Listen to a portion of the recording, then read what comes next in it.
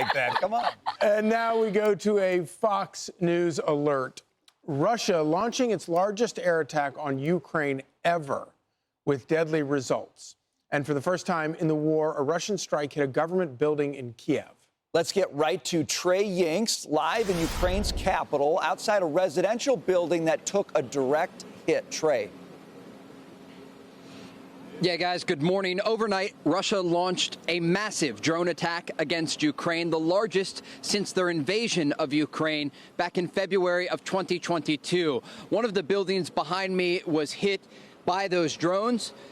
3 people at this location were killed, and rescue workers right now are digging through the debris looking for anyone else buried under the rubble. The president of the EU Commission said, quote, once again, the Kremlin is mocking diplomacy, trampling international law, and killing indiscriminately.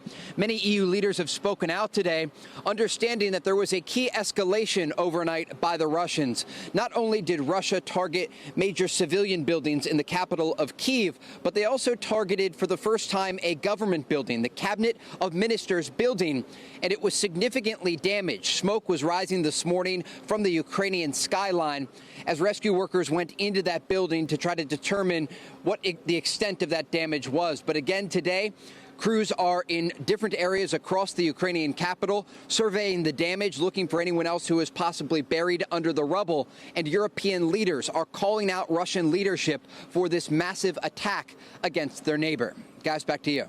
Hey, Trey, quick question for you. It was only a couple weeks ago that there was a lot of hope for a peace accord between these two countries. What do you think these attacks, what kind of impact will they have on President Trump and his efforts and sort of just the feeling of hope that we had, again, just a few weeks ago? We know that Russian President Vladimir Putin has tried to sell President Trump a false reality of what's actually happening on the ground here in Ukraine. It's been nearly 1,300 days of war following that Russian invasion of February of 2022.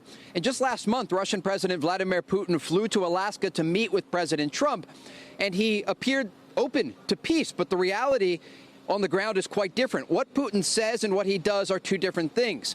And following that meeting in Alaska, where President Trump was trying to reach a ceasefire deal, the Russians ramped up their attacks on Ukraine. Late last month, they assaulted this city with so many missiles and drones it led to the deaths of 18 civilians, including 4 children. One of the victims overnight was a baby. And so while the president in the United States is working to reach some sort of accord that would lead to a de-escalation across Eastern Europe and a ceasefire agreement, President Putin in Russia is moving forward with these attacks on Ukrainian cities, making the prospect of peace even that further away. Guys? Thank you, Trey. Thank you, Trey. Appreciate it. Great report. Turning now to your headlines. Protesters seen taking to... I'm Steve Doocy. I'm Brian Kilmeade. And I'm Ainsley Earhart. And click here to subscribe to the Fox News YouTube page to catch our hottest interviews and most compelling analysis.